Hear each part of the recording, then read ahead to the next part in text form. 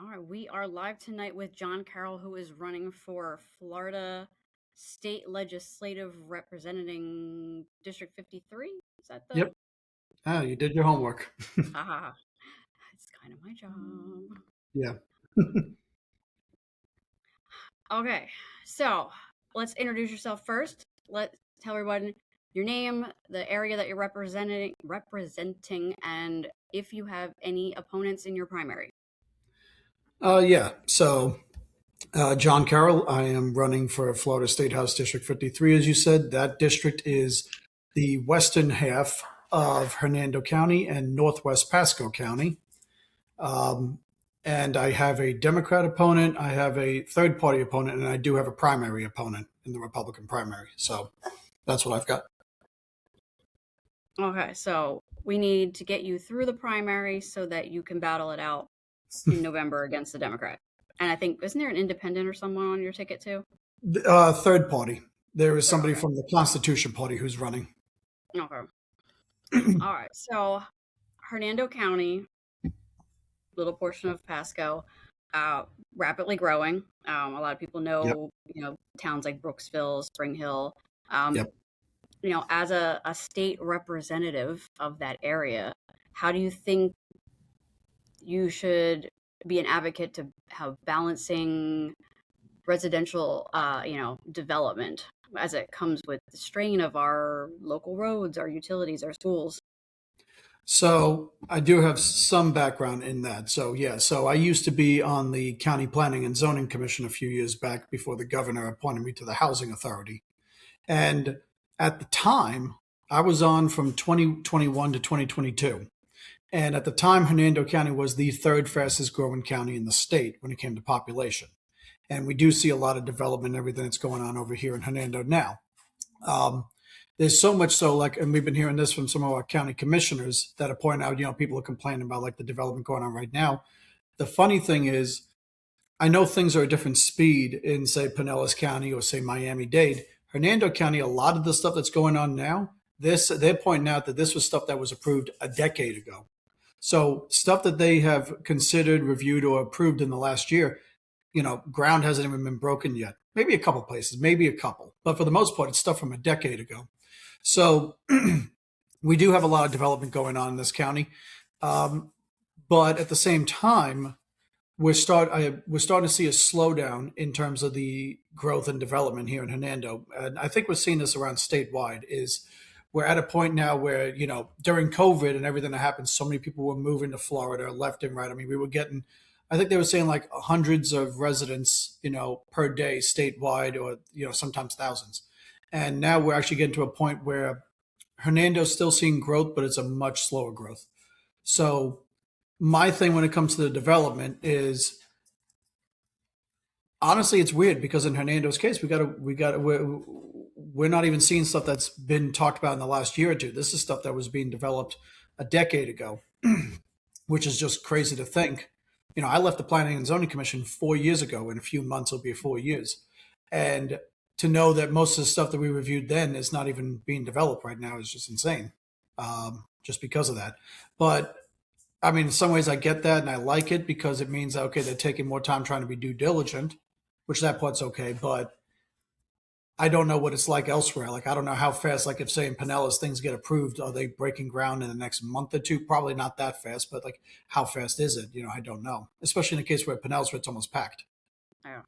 Now, the seat is currently held by Jeff Holcomb, and then Yeah. he is going to run for county commission, which allows Yes. that seat is going to be opening up. So was his term expiring, or is he No, leaving Jeff early? Holcomb, Representative Holcomb, still had another 4 years. Okay. But he's returning back now. This is something a little different for Hernando. This has happened probably once or twice in a while back. But in Pinellas County, obviously, it's kind of normal. I think half the county commission for you guys in Pinellas is former state representatives. So Jeff, he's talked about it. Wanting to be back at home much more. Be close with his family, all the stuff. So coming back to Hernando County and running for county commission was his angle for that. So, well, I don't mean it like that, but you know what I mean. Hmm. Like he was, for all those reasons, be back at home instead of having to be gone many weeks at a time, sometimes months at a time, with the legislature. Mm. I think the average, voter sometimes, and even myself, will get different levels of government messed up with if there's like an issue in Hernando County that it's falls under the county commission's job, to fix it. It's not the state reps, or there's an issue that it's congressional and has nothing to do with the state reps. But one of the things that I look at when it comes down to state reps, though, is protection of the area that you're representing. Yeah. So, are there like specific like state level funding or any kind of legislative protections that you feel that you would champion to preserve Hernando's like natural environment, Oh, Wikiwachi, yeah. natural resources, the things that the developers have their eyes on. They want to see condos. So here in Hernando, we're lucky we don't see a lot when it comes to condos. Hernando Beach is the closest thing to it, and it's not even condos, just a lot of levees and houses like that, which understandable. It's on the coastline, so they need levees and all that. We don't have a lot of condos in Hernando. There might be a couple that I'm just not thinking about, but for the most part, none. I mean, I would bet money and say basically nil. And if I'm wrong, then I'd be surprised. Um, what we're lucky about is that in Hernando, we have a lot of that. We've got, part of our land out east is with like the Withlacoochee State Forest, or we have, our preserves and everything. I love going hiking in the Wiki Wachee Preserve in West Hernando. So we have a lot of areas that people really enjoy and want to maintain that. There's in Hernando County, there's certain areas that are expected to be in one category and some in the other. Like we have areas that are considered the commercial area. Like we call it the Four Corners over there by Spring Hill Drive and Mariner. And so, that's a commercial area. But then there's other parts where I live here in Spring Hill that are obviously all residential. Hernando County is part of the Nature Coast. Now, they started doing their own thing sometime back and started calling it the Adventure Coast, but it still falls into that line. It is part of the state level. The state calls it the Nature Coast. So we are very big about that. And a lot of people want to see that. That's one of the reasons people love Hernando Beach or Wiki Wachee or Pine Island is that there's some areas people can live in, but not a lot, not huge areas. People want to maintain that beautiful area that is the Nature Coast. It's literally, if you could pull up, like if you look at the logo for Hernando County, it goes with that Adventure Coast theme that they're trying to push, but it still plays very much into that nature and the conservation. And, I've talked about this with people elsewhere from other states. People want to say, oh, Republicans aren't big about it. Florida Republicans are actually very big about environmental conservation. Whether it's for tourism and business or just because we enjoy the natural beauty that is the state. I'm very big about that. And our state parks, our forests, our preserves, county level, national level, I love all of that. I love going hiking and rucking through them. So I would push for that. Uh, So, where do you see the biggest gaps right now in Hernando County's infrastructure? And if elected, how would you plan to leverage that state appropriations committee to bring some tax dollars back to your area? So infrastructure wise, I can't say really we have much. Now, one thing that's been going on is the county commission developed a 25 year plan on creating, for plumbing, sewer, and all that kind of stuff. And so that's going to be going through the entire county with the exception of the city of Brooksville. I don't know if the city has their own thing. That's actually in another state house district, to be fair, but it is still my county. The city of Brooksville is autonomous from that. So if they're doing their own thing, they're doing their own thing. That would probably be one thing is if they're needing any funding from the state, I can think they would ask for it. In that case, I don't know. I got to look back and see what they've pushed. But I know that's a long-term plan that they have. That's probably something mostly at the county level. But at the state level, um, I currently don't know about much. There is one thing that actually did not survive the veto pen this year with the governor, and that's because they were trying to get funding for a public safety training center. Here in the county, when people are trying to go and become a sheriff's deputy or a detention deputy or corrections, all that stuff, they send them to outside locations for the training, whether it's Withlacoochee Technical College in Citrus County or um, they do corrections or law enforcement training at Pasco Hernando State College over in Dade City or a couple other locations. So the sheriff has started doing stuff and they started doing training at the Wilton Simpson Technical College over in Brooksville. but they're trying to expand the college, and so they was trying to push to get a training center built there. So I can only assume, because it didn't survive the veto pen this year, that they're going to be requesting that funding again. And as somebody who has a background in law enforcement, that's probably something that I can easily work with. It's a technical college, and it's, that works alongside between the Pasco Coordinator State College and school districts and all that. And so that wouldn't be too hard. They were only asking for like $1 million, I believe, something like that. It wasn't the biggest thing in the world, the funding for it. Mhm. Now, one of our big things, buzz topics that have come out since, especially since 2022, has been, parental rights and public school curriculum. And the state has taken a very strong stance on parental rights in education over the last few years.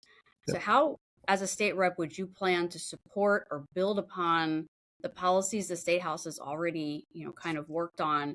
And what is your view on the oversight that the state has on our local boards? The the way I was going to start saying it, I started feeling like I was going to be political, but no, it's like legitimately, parents are always supposed to be the first line. Supposed to be the ones that says what's good for their children or not. Now, trying to get your kid to do drugs or do something dangerous or whatever, then it's like, okay, well, now that you're doing something actually unsafe. But parental rights should be number one. The government's job is not to raise your kids. The school's job is not to raise your kids. The school's job is to help teach your kids. But when it comes to raising your kids, you're first and foremost. So you would know best. I mean, let's take even say when it comes to doctors. Doctors are trained, and I'm not from the medical world. Doctors are trained on their exact category. Maybe they're a general surgeon, maybe they're a general doctor. They have the fields that they specialize in. But you, as the parent, you know your child best. You'll know certain things. I mean, and I'm not knocking even. I'm not trying to knock doctors or medical personnel. They'll know this stuff, and they'll have like a track record of saying, "Okay, look, we've dealt with many patients that have this and that. We need to recommend this." But the parent would know their child best. Take the advice from a doctor, sure. I mean, advice is always important, but the parent's supposed to be the final say. And that's the most important thing. We got to maintain that, and we've been very great these last couple of years in expanding parental rights when it comes to schooling, when it comes to medicine, when it comes to a number of categories that I will admit at the moment, I do not know a category that we're lacking on, which I want to be schooled on. If there's something that I'm missing, please let me know, because then we got to take a look at that and see if that's something we need to expand. Parental rights should be number one. Literally, until once the kid turns 18 and they are an adult, the parents are no longer responsible for them anymore legally, morally, spiritually. They're gonna have that responsibility. I mean, look at me. Look at my age. My dad says you're still your mom's baby. I'm like, please let's not do that. But at the same time, she's still feeling that way. But I'm a grown man doing my own thing. It's the same thing for any parent. But once they're 18, they're an adult and they're on their own. You're not technically responsible for them anymore. But until that time, you're the one responsible, especially when you think about the fact that we're putting more penalties on parents when kids do stuff. We're now finding more and more places in the US that are passing laws that says if the kids are doing this and the parents were negligent in stopping them or this and that, or depending on how much damage they caused, the parents could be held responsible. And so if we're going to be add more responsibility on the parents for what the kids do, then that means we should be given more maintaining that rights, and if you want to say it, authority that the parents have over their kids. Oh, you've known me from, different local, you know, political groups, that I'm highly critical of some of our Republican leaders in our party. It's one of my favorite things is to call out. We already know a Democrat's going to be a Democrat. I don't need to call them out. But when the Republicans are not being Republican, I think they need to be called out. And one of the biggest people that was my target this last session was Danny Perez, because he took his, hatred of DeSantis to like a whole nother level. And I feel like the House didn't get a lot of things accomplished because of the pettiness. And I feel that sometimes the freshman lawmakers, they get swallowed up by the leadership that has come before them in Tallahassee. So, as a fresh going in, if you get elected as a freshman, how would you ensure that the voices of the citizens of, Brooksville and Spring Hill and that, um, like, you are representing them rather than priorities of state level party leadership or special interest PACs? So the first one quick clarification: Mhm. Brooksville falls into a different district. It's still my county, and I'll do everything I can to support, but I'm not going to overstep the representative who represents East Hernando. So I got to be respectful of that. But anything I can do to help my county, I will. One thing to go with that, I'll say, like you mentioned with the speaker, one thing I've learned with having friends from all over the state and over the country. I mean, I've got friends who are state legislators in other states. I mean, I'm personally friends with a state rep in Idaho. I know legislators from Kentucky, a state rep in Michigan. I got his number. I got to reach out to him. A state rep in Montana. We always talk about how politics are, and even within the party, Republicans are different from state to state. A Kansas Republican, like one state rep I'm thinking of right now, can be very different from a state representative in Arkansas, as close as they are. And I happen to know a state rep over there. That guy, very conservative, great guy. Same thing in Florida. I could tell you this: with friends from going as far as Pensacola to all the way to the Keys, um, even in Florida, the Republicans are very different. An Orange County Republican is different from a Jackson County Republican, and a Hernando County Republican will be different than a Miami-Dade Republican. A lot of same morals, a lot of same ethics, no doubt, but also what's the priorities and what's the culture and everything. I mean, obviously, you take somebody from Miami-Dade, Latin culture, Cuban culture is much more prevalent than, say, here in Hernando, which we have a sizable Hispanic community, don't get me wrong, but it's like the main thing in Miami-Dade. So those cultures and therefore the politics are very different in what's the norm. I mean, and that's okay because it reminds us that Florida and the Republican Party is a big umbrella or big tent and all that they say. My biggest thing is, as a state rep, we have to remember that what we do will affect the entire state. If I'm voting for something, it will affect Pensacola. It will affect Key West. It will affect everything in between. But it is about my county and my district first, which is Hernando and Pasco. So those will be my priorities. There will be things that we have to review that maybe culture wise for Hernando and Northwest Pasco is very different compared to another state, another district. My apologies. And so we are going to need to make sure of that. And I want to make sure Hernando and Pasco are my priority first and foremost, knowing that whatever I'm saying, because we've got to remember why is it we're called a representative? We're not state commissioners. We have county commissioners, you have city commissioners, and we do have state commissioners like the Agriculture Commissioner, FDLE Commissioner, so on. But as far as elective legislature, we're called a representative because we represent our district. And so there will be things that we're going to have to review these bills and see, is this something ethically should be able to be a no-brainer? Is it good or bad? Morally, though, does it hit the morals and the ideals of the district? Does it hit the morals and the ideals of what it is? Because like you're talking about, like, okay, I'll give you an example of a bill that, people were just complaining about at my last REC meeting was one of the county commissioners brought up this bill. I think it was HB 399, I believe is what it was. And that bill basically allows the ability to buy land. And if it's cleared out or you clear the land, you don't have to even have a house built on it. You can just plant a trailer or a manufactured home on it, and there you go, which now everyone's complaining about because it's going to drive down the values of their homes. And we've got people who are complaining about it because they live like in a deeded community or an HOA, and the law says that they have to allow it, apparently. The one exception was apparently it was described if it's a gated community, meaning a physical barrier, meaning security telling you whether you can come in or not, those ones are exempted. But if you have a deeded community that has a public road, you could just go right through it without any barriers, anything like that, that can happen. And so one of my friends who's the head of her HOA was talking about she's got 5 pieces of property within the HOA that could exactly happen.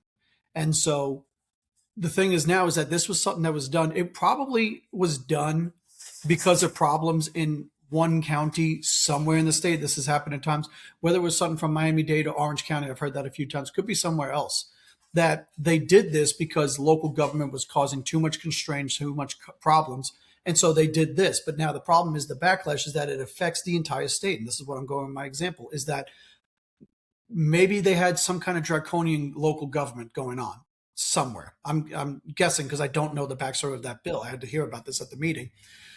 But now you have this one size fits all, if you want to call it, bill that happens that people are complaining about. People were up in roar. And again, it was my county commissioner who brought it up, and people were shocked to hear it.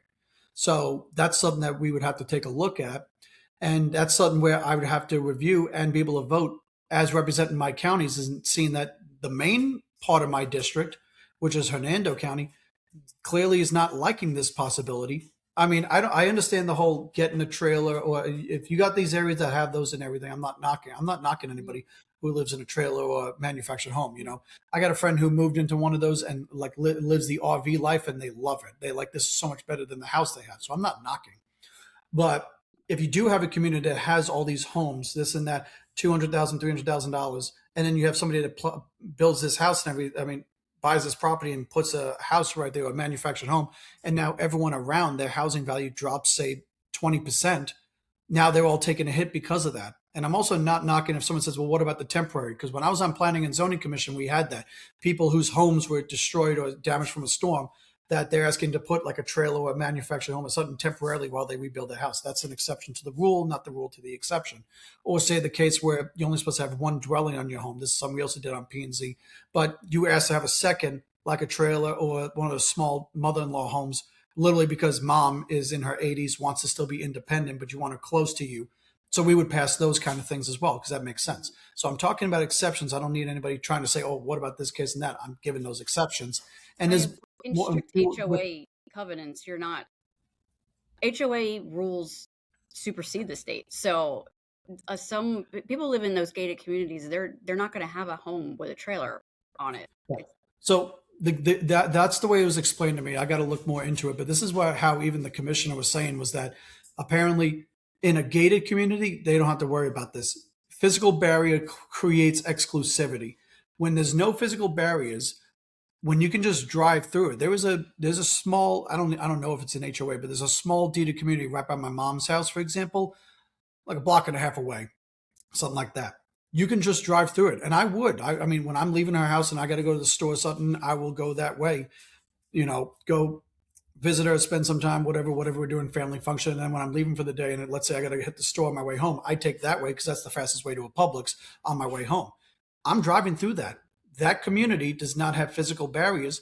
And so they could potentially end up having somebody buy a home and just plop a trailer on it, or buy land and put a trailer on it. They don't have that exclusivity. So there's a lot of backlash going with this. And we do have exclusive communities that don't have the barriers. I'm sorry. Let me finish up right here. We have some communities that are very exclusive type, very ritzy, but they don't have those barriers. They don't have gated entrances and exits and security guards telling whether or not you can come in. So they could be succumb to this. But and the whole time though is what I'm hearing is the state is telling a local government what to do. And that is where I butt heads a lot of times with Republican leaders in the state, because they want to grow the state government and take away home rule from local counties. And I think, I mean, obviously taxation and stuff, we all know this. I think a big push of the whole property tax thing isn't because they actually want to give relief to homesteaded property owners, is that they want the state to have more control over the local governments who don't have the funding to keep their doors open. And the government, this is, and we have representatives down here in Pinellas that are not for home rule and are very, very outspoken about that. There's I don't even know where I was going with that, but I mean, you have said before that you support home rule. I know that you also support a candidate who's against home rule, so it kind of washes that a little bit. But then, if for that, like you would say for that bill, would if somebody were to bring up to try to eliminate it, would that be something that you would support? Eliminate the property tax? No, the bill about the being able to plop a manufactured home on a piece of land. Oh yeah, I would love to hear what the backstory was on this to understand, because what's the saying? You do the right thing for the wrong reason, or you do the wrong thing for the right reason. There could have been a legit good reason. Let me give you another example. There was a law that was passed a couple of years ago that basically, in some ways, handcuffed local government when it comes to planning and zoning. That basically said that once passed, it was going to severely limit, when it came to development, P and Z's ability to restrict. Now, there's certain things about, and I'm all about property rights and all that. So, I mean, and this is something I've heard my local government complain say it to many people as well. There are people who have said you need to just stop all development and you need to not let anybody be able to buy homes. They want people to say Hernando County's closed, and so the hard part, as they say, is that people have the rights to their property, but we have the ability to say certain things. Which there were many times when I was on planning and zoning that we would vote against something for one reason or another and legitimate stuff. And this bill was basically going to handcuff even more to where it was going to strip a lot of abilities for P and Z. Um, the ability to review these cases and say yes or no. We already had that. We already had cases on P and Z. Now, remember, I got off in 2022 when I got appointed by the governor to housing. So at that time, and this bill happened in the last year or two, I believe, was that we already had certain things where we had to vote yes if they met this requirement, that requirement, that requirement, that requirement. If they passed everything that the planning and zoning department said, that the staff said, and they agreed to the staff recommendations, we had to say yes. But then our chairman of our planning and zoning commission would tell the people, go to the county commission meeting and explain it to them, and they had the final say. They had a lot more ability to say no, whereas we didn't on some cases. There were things we could make certain recommendations. There was a property that was going to be built, like all these condos, that this was going to be similar to like a condo style, not far from where my mom lives, about 3 miles away, I'd say. And one of the reasons we were able to say no was because there was a big push. When it comes to the design, you're supposed to have like at least two entrance and egress points, or at least one exception, auxiliary one for emergency vehicles. And there was a push to not, they had to build a road to the side to connect with another community. The people there did not want it, and the developers didn't want it. And what was it, when it was coming to the idea, like, we'll just build another one hitting the main road. I think it was the chief engineer, or it was somebody, I think it was, trying to say that no, we can't do it there. It has to be this way. And so because everybody couldn't agree, we were able to say no. That was an example of where we could say, but there were times we did not have the ability. And so now with these strengthened laws, it's stripping even more for P and Z. Now someone's going to say, well, you're biased because you were a planning and zoning commissioner.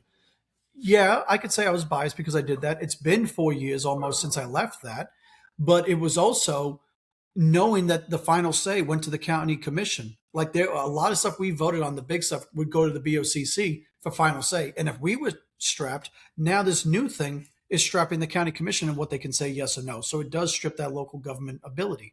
There are some things I understand where the state comes in and says, well, we're doing this because of individual rights and this and that, and so counties. And we're talking about, a small minority of cases of stuff where, yes, states are restricting rights and this and that, or like a famous case. There's a case where somewhere, I forgot, it was somewhere out west, I don't know if it was California or somewhere, people were flying an American flag and their HOA is telling them to take down the flag and is trying to fine them. Now that's an HOA, but there's cases of local governments trying to say, oh, the flags do not meet our code enforcement standards or whatever. And so the state comes in and says, no, we're going to pass a law. You have the right to fly the U.S. flag, any state flags, at any level of government flag that is deemed an official flag. So if you want to fly the Hernando County flag, you can do so, which is literally just a white flag with our emblem in the middle. But the point is, you would have that right. So that's something where I can see where if Orlando or Tampa did something like that, the state comes in and says, you have that right. But that's a fair right. Local government government rolls downhill, and government's supposed to be local. If you live in a city, you can easily find your city councilman or councilwoman. It could be just at the same restaurant as you, could be a friend, could be seen him at the store. I have literally seen our congressman. It was only a few weeks back, I ran into Congressman Bill Arrakis at Dunkin' Donuts. We got to have a chat and everything. I'm trying to remember what was his favorite donor he got, but like, Mhm. I know not the healthiest, but the point is, I ran into him at Dunkin' Donuts. Gus is an exception to the rule. Sometimes you can't always do that with a member of Congress, but Gus, I saw him at a 7-Eleven one time. He went and got a hot dog, but that is a rare thing to see that. In other states, I've heard that. I have a friend of mine from North Dakota. He said he used to see the governor walking down the street, just going to the store, going to a coffee shop or whatever, and they could just, I forgot his name, was the governor before Doug Burgum. So they would just call him by his first name and he was chill. That's not the same in Florida.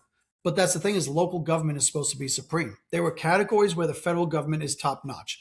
Military, our currency, we all agree to the same dollar. International affairs, sure. Overall, when it comes to laws, the state government is supposed to be the strongest, but then you have local rule and ordinance and all that. And that's where your city and county is supposed to have a lot of say.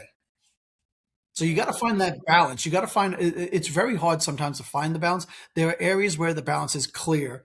And then, what's the saying from Lord of War? There's three different types. There's black, which is good, white, which is bad, and my personal favorite color, gray. That's what Nicolas Cage said. And like there is some gray areas, you got to try to find it. But a lot of stuff is black and white. A lot of things are just, clear as day. Sorry I for mean, I get, when Jay Collins had, made the statement that he was not supportive of home rule, it was because of, I want to say it was Orlando or something in Orange County, which I got because Orange County was not doing, spending frivolously, taxpayer money. So I get why the state wanted to butt their heads in there. But we had 60 some other counties, and so you make this rule because you want to go against Orlando, and then now it's affecting everywhere else. And it's like, I voted for my county commissioner to represent me in my district because he lives here in my district. He knows my streets, he knows my, all the things that life in my area. A rando in Tallahassee don't know that, and I don't think they should be making decisions for me. yeah. So that's one of my bigger reasons. But I got what Jay was saying about why he did what he did when it came to Orlando. Yeah. Um, See, the hard part with that is because they can't make a lot. Individual special districts, stuff like that, is one thing because those are literally that. But that's because the state has the oversight on special districts like that. But the state cannot make a law specifically to one county. They can't isolate because of one county, so they need to make it generalized. Here's an example of one that was a good one that was understandable. Until 2022, 2024 is one of those. Until that time, Miami-Dade would not elect their constitutionals, from what I remember. The supervisor of elections, the clerk of the court, all of those were appointed by the county government, if my memory serves me correctly on that. Shout out to Juan Fernandez Barquin, clerk of court from Miami, great guy. When that previous clerk of court passed away, the governor had the ability to appoint him, but they didn't do it. They didn't even have a sheriff. It was the police director because they merged the Miami-Dade Sheriff's Office, or was it Metro-Dade at the time, and Metro-Dade PD into one, and they called it Miami-Dade PD. And so they had the badges merged together. They had the old star in the middle of the shield, and they were called the police director. So the people couldn't even elect. The legislature got on that and fixed it and passed a law. And because they couldn't do it just to Miami, Miami was the only ones doing this. The legislature passed a law that required that all the constitutionals in every county must be elected. And this was a constitutional amendment that the people voted on statewide. And it was really only to affect Miami-Dade because every other county was already doing it.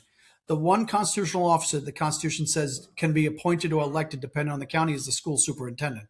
But every other one is supposed to be elected. So they clarified it and codified it with a constitutional amendment that required those to all be elected. And that's why the supervisor of elections race was a big crucial one in 2024 for the people to like, now they could actually elect their election supervisor. So everyone was running. Shout out to former Representative Garcia. The she's now the supervisor of elections down there. But that was the thing. They couldn't even elect them. So the state pushed this and it affected every county. But because 66 of the 67 counties were already doing it, nothing changed. It just codified it and forced the change for Miami. That is something that makes complete sense. But again, it goes back to the state can't pass a law that forces only one county specific this or that. Appropriations they can do because not every county needs $1 million for a public safety center, like Hernando was trying to get. Not everybody needs $1 million for septic, let's say, or not every, like Oldsmar was doing at one time, working on plumbing when I used to live there, and years back, and then and so on and so forth. Those are specific projects needed for those areas. But the hard part is that because you have a case, like you said, with the lieutenant governor, where it was something that Orange County was doing and they had to pass the law, one place was screwing it up. And so they try to do a one size fits all, and it screws up other places that actually had a good thing going. Now, Hernando County is very conservative when I've looked at the numbers and the way that they've voted in the last couple of elections, and your numbers of people registered with a conservative party. What separates your brand of conservatism from your primary opponents? So obviously, I have a Democrat and a third party candidate, so very different there. Me and my primary opponent, actually know him, friends and everything like that. So um, the thing for me is that, like me, I have a now he's a veteran as well, like me, but I've made a full lifetime in public service. And that's not knocking him or anything, but like that was my thing, is that I don't come from the business world. There's nothing wrong with coming from the business world. Um, the big thing for me is that I've led a life completely in public service, and that's what I have always done. Um, I mean, military, law enforcement. I'm serving in the state guard. I've served on all these boards, and I've never worked in the private sector. And again, I'm not knocking, but it's literally my inclination to serve. I wish I brought my old business card with me, because I did a video recently showing it. Was, my own personal motto that I made was "Servio cum honor," which is Latin for "I serve with honor." I took that from two existing mottos. I took it from the motto of my unit that I served with, the one I always wear on my cowboy hat. The motto was "Achievement with honor" in Latin, and then I took the motto. This is going a little outlandish, but like the Prince of Wales, the official motto is "I serve." It's very simple and to the point. I like it because when it's simple, but you know exactly what that means. And I combine them into one. You know, I'm not taking a lot of British stuff. Like that's just the one little thing, but it was just very powerful to me, and I made it one thing. And so just being a public servant has always been my thing. It's literally, I can't see myself not serving the public as such. Um, that's not to say the same for my opponent, because, but I don't, I'm not somebody who likes to speak ill of other people. It's not my thing. Now, someone's going to say, oh, well, you're being too much of a nice guy. There's a saying I like, which is never take my kindness for weakness. Mm-hmm. I'm a kind guy, and I'm, very professional and diplomatic, and I want to stay on the good side. I don't, we're lucky that with Hernando, the last thing I want to do is get into dirty politics. That's not my style. That's never going to be my thing. And I'm just, and you're not asking a bad question. It's just, I can't get into that. I will say what I am is I'm all about state and local government. I don't get too much into federal politics anymore. Elections are big, and we got to get the right people elected and this and that. And we follow a lot of stuff. But because you and me are the same thing, state and local is my thing. I am so intrigued by it. Tallahassee or Brooksville, in the case of the county seat, are where it's all at for me. And that's all I want, is to be able to do my best for my community, for my county, and my state. And that's just me. You know, um, it's ingrained in me. All the years that I went going up to Tallahassee, originally fighting for constitutional Republican bills, and then later on when I was in law enforcement, going up and just doing advocacy work on my own time and on my own dime. Fighting for my officers and telling their stories and everything. Being in Tallahassee is natural for me, like that, just as much as being back here at home. That both of them are natural in different ways for me. That's just all that matters to me, is to be able to serve and do my part and continue on. And I guess my final question before we wrap up will be, if you could pass one signature bill in your first term, what would it be, and how would it improve the life of Floridians? Have you thought about a thing that you So might want to? I've been working on bills that topics that I want to work on. I just made a video today talking about trying to increase apprenticeships in a lot of blue collar jobs. And that's one of my experiences with the occupational board I do with DBPR that I serve on, that the governor also appointed me to. Um, I want to shrink government. That would be a big thing. That would be one thing that would help because it will save a lot of taxpayer dollars. I mean, this will sound like a quick cop out. The easiest one is if the property tax amendment passes by the people this year, that would be a signature one for me, but it's going to be for everybody because, as you know, when the people pass it, it's not into law yet because the legislature has to codify it. And so my goal would be, should the people vote and pass the property tax amendment, my goal is to go up there and get what the people voted for and get it codified into law so we can get the property tax amendment going. Now, I think they did some of it in some ways where it is automatically immediate effect January 1. But I believe there's still going to be some things that has to be codified. There's always a couple of things that might need to be. So there's that. But going back to shrinking government is a big one for me. Um, as I've mentioned, I serve at the Housing Authority. The governor appointed me to that in 2022, and I'm still there. And I've been serving as chairman for the last year and a half. What would be a signature bill for me going with shrinking government is we have a county housing authority and we have a city housing authority, and we work great, but there is a lot of overlap, even with staff and administrative and all that. And we've had people that we met from HUD at the federal level who have said about that they're surprised that we can't easily just merge if, say, we wanted to. And because they've worked in other states like Colorado and all that, where they could just merge the local housing authorities with the county level, and therefore it consolidates. Florida law is that we'd have to bring every individual housing authority and make a bill to merge them. In our case, it would be Hernando and Brooksville into one. And that wouldn't affect, say, Orange County with Orlando or Tampa with Hillsborough County and so on and so forth. I'd love to pass a bill that it doesn't force it, but it would allow the mechanisms to where, in my case, the housing authorities be able to merge together to consolidate and thus saving taxpayer dollars. But going along with that would be for other stuff because there's a lot of forms of government agencies and boards and this and that people are shocked by and saying, wait a minute, we have all this overlap going on. Why is it? Why can't we just consolidate? And it wouldn't even be forcing merger in these cases, what I'm talking about. It would just create the mechanisms to allow it. Thus, by consolidating, and when you consolidate, if needed, if wanted, again, I'm not forcing it. It's just if it's wanted, if consolidated, you now reduce the cost in overhead and administrative and all that, and it can save taxpayer dollars. And I guarantee there's other stuff, whether it's at the state level or at other county levels or even regional levels, that we could merge together that would save. I mean, look at what the governor did a few years back. He took the Department of Economic Opportunity. He took Visit Florida and Enterprise Florida. I think he took one more, and they consolidated and merged it all into one thing, and that's called the Department of Commerce. Like this would be the big thing to do.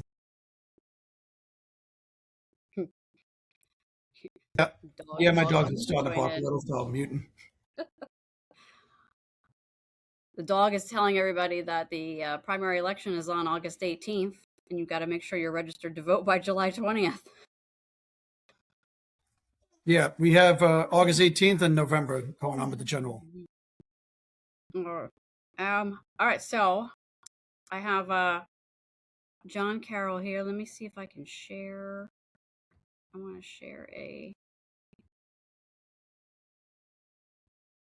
it lets me. Oh, there it is. Let's see.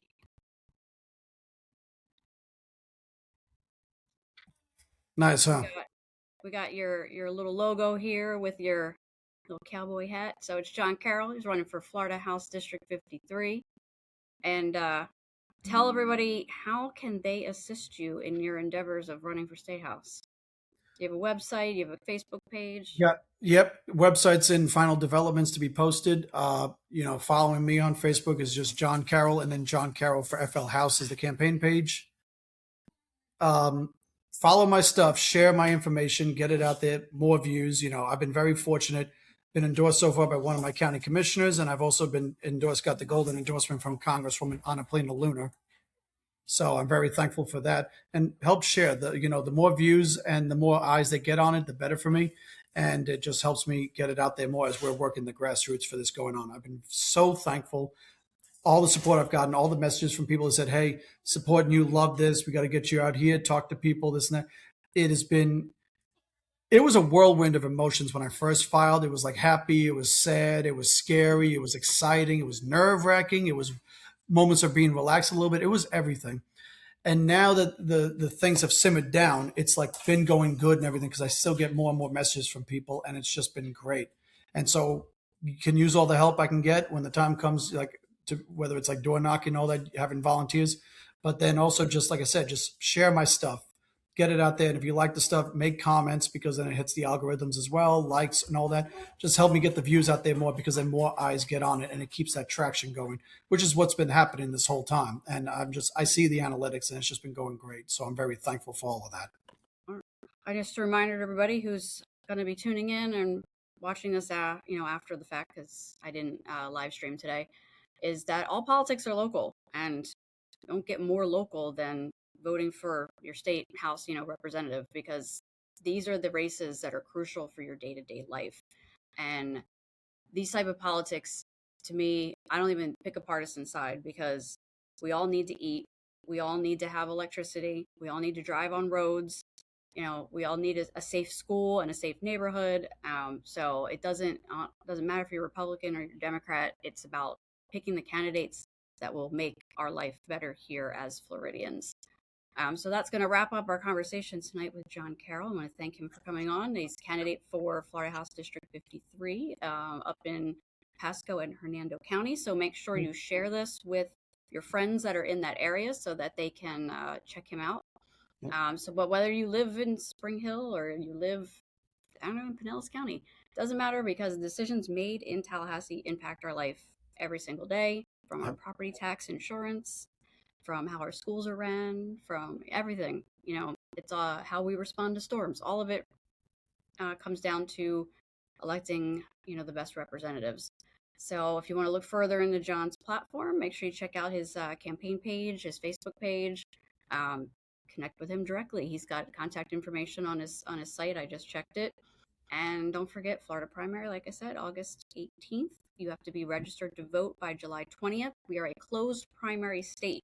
Yep. So if you are an independent, if you are with one of the minor parties, you will not be able to vote in the primary election.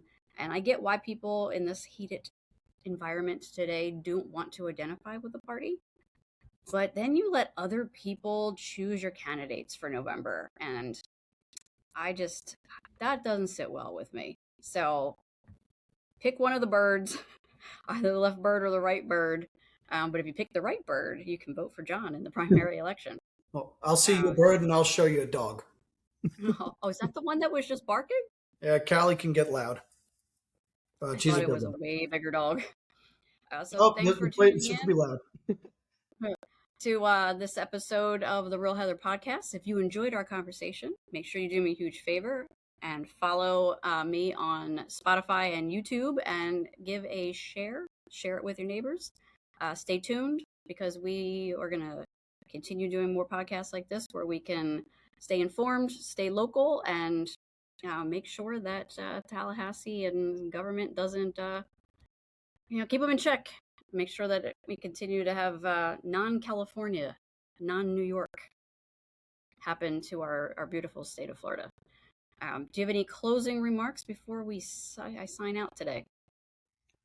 Just very appreciative for you having me on and doing this. And, like you said, I mean, especially in a place like Pinellas County where there's so much government and everything, so many cities, so many communities.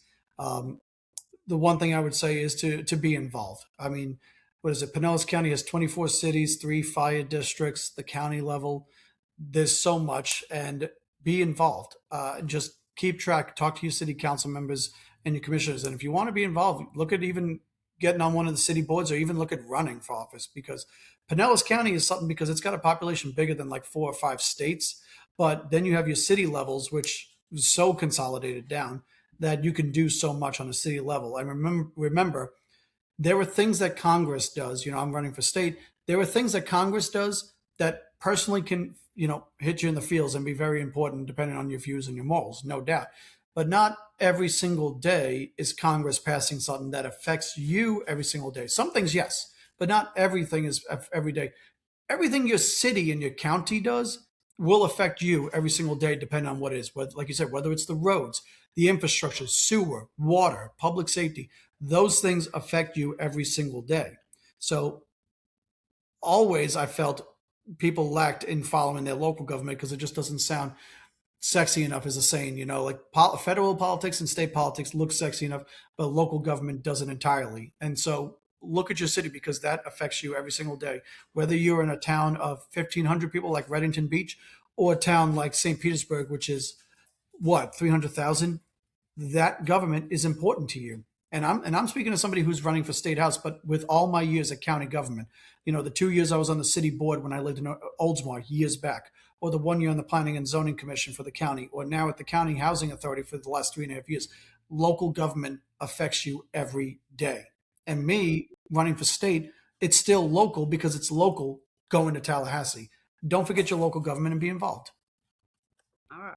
Well, that is it, folks. That's John Carroll, candidate for Florida State House. Do your thing, share his stuff. Let's get him elected. And with that, you guys have a great Friday and a great 250th anniversary of the United States of America, because this is the greatest country in the world.